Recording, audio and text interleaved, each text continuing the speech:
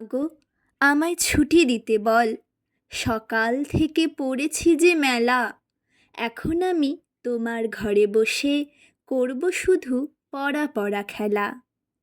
তুমি বলছো দুপুর এখন সবে, না হয় যেন সত্যি হলো তাই।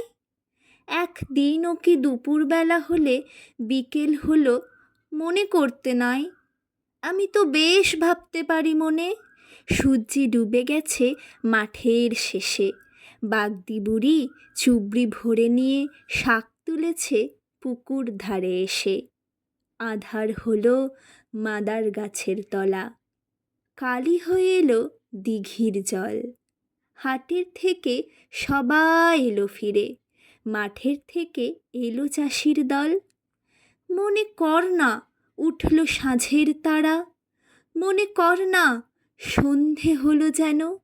রাতের বেলা দুপুর যদি হয়, দুপুরবেলা রাত হবে না কেন?